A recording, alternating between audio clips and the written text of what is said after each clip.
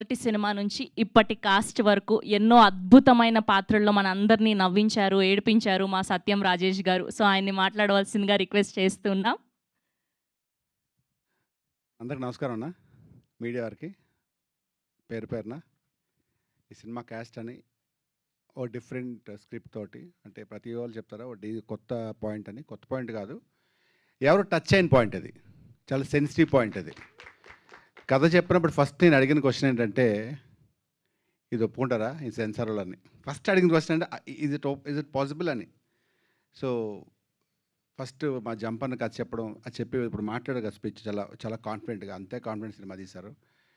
అంతకన్నా గొప్పగా ప్రొడ్యూసర్ గారు ఎక్కడ కాంప్రమైజ్ అవ్వకుండా అనేది రెగ్యులర్ బట్ నిజంగానే ఆయన చాలా గొప్పగా right from the day first నుంచి లాస్ట్ వరకు. నిన్న కూడా మొన్న ఒక సాంగ్ షూట్ చేద్దామని, జస్ట్ డే బిఫోర్ యెస్టర్డే 15వ తారీఖుని, నిన్నే కదా, ఒక సాంగ్ షూట్ చేద్దాం అనుకుని, ఎవరో సాంగ్ షూట్ చేస్తే మళ్ళీ 16 గ్యాప్ వస్తుంది మళ్ళీ, ఎందుకని చెప్పి 3 days సాంగ్ కదండి, ప్రాపర్గా మండే నుంచి పెట్టుకుందాం, ఎందుకంటే మంచిగా లొకేషన్ తీసుకుందామని. ఖర్చుకు వెనకాడకుండా చాలా బాగా తీస్తున్నారు. ఈ సినిమాలో వరుణ్ సందేశ్ అసలు ఇప్పుడు దాకా చూస్తున్న లవర్ బాయ్ అసలు గుర్తు కూడా ఉండదు, సినిమా చూస్తున్నారు. చాలా వండర్ఫుల్ పర్ఫార్మెన్స్ అది. నేనే ఆయన పర్ఫార్మెన్స్లో నేను ఏడ్చాను. ఈ మన జంపని కూడా తెలుసా, ఒకరోజు ఆయన పర్ఫార్మెన్స్ చూస్తూ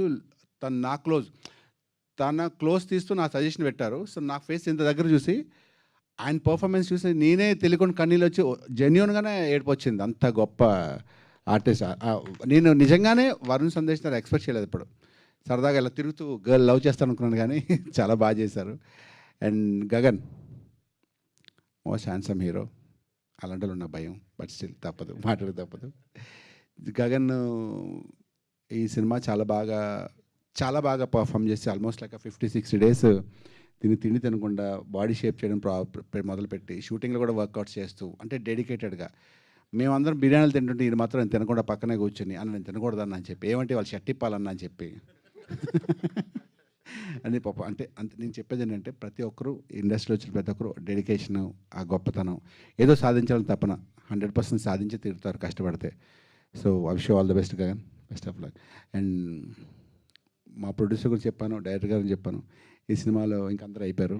నెక్స్ట్ అలాగే ఎవడా రవి అయితే నెక్స్ట్ పింగ్ పాంగ్, అందులో ఒక మంచి క్యారెక్టర్ చేశాడా, అలాగే చేశారు. పృథ్వీ గారు చేస్తారు, నాగబాబు గారు చేస్తారు, హీరోయిన్ టీవీ గారు మంచి క్యారెక్టర్ చేస్తారు, ఒకవే. అండ్ లాస్ట్ మా మెయిన్ ఆనెస్ట్లీ రవికి నాకు ఆల్మోస్ట్ లైక్ ఆ 2015 నుంచి ఫ్రెండ్షిప్ అనమాట. రవి అప్పుడప్పుడు వచ్చాడు కొత్తగా, కాదా 15 కదా, అవునా, ఓకే ప్రాబ్లం. అయితే రవి సినిమా అంతా చూసి డబ్బింగ్ చెప్తే సిచ్యువేషన్ చూసినప్పుడు ఫస్ట్ ఏమడిగారంటే మనవాడిని, నాకు రవి సీన్లు పెట్టాను నేను, ఎందుకంటే రవి సీన్లు పెట్టాను నేను, ఎందుకంటే రవి సీన్లు చాలా బాగా వచ్చాయి చెప్పేవాడు. అండ్ జెన్యున్గా హ్యాండ్సమ్ యాంకర్ రవి నుంచి యాక్టర్ రవిగా అవుతాడు. ఈ సినిమా తర్వాత గ్యారెంటీగా మంచి ఆర్టిస్ట్ అవుతాడు. అండ్ తిను కూడా హీరోగా సినిమా చేస్తున్నాను, చెప్పలేదు మీకు. మళ్ళీ మనందరం అప్పుడు కలుద్దాం.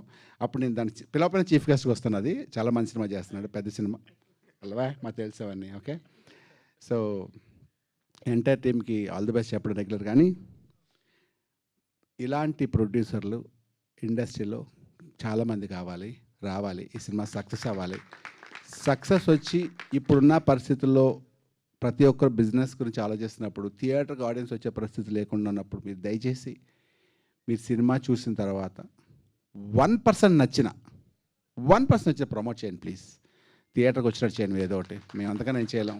ఏ సినిమాకి ఓపెనింగ్స్ ఉంటావో ఏముంటో తెలియదు కాబట్టి మేము కష్టపడ్డాం, ప్రొడ్యూసర్ గారు కానీ డైరెక్టర్ కానీ మీ అందరు కానీ. మిగతాది మీ చేతిలో ఉంది. Once again thank you so much and love you. And last but not least and మా అభిమాన యాంకర్ శ్రవంతి గారికి వన్స్ అగైన్ ధన్యవాదాలు. Thank you so much. Thank you so much. Thank you Rajesh గారు, థ్యాంక్ యూ సో మచ్.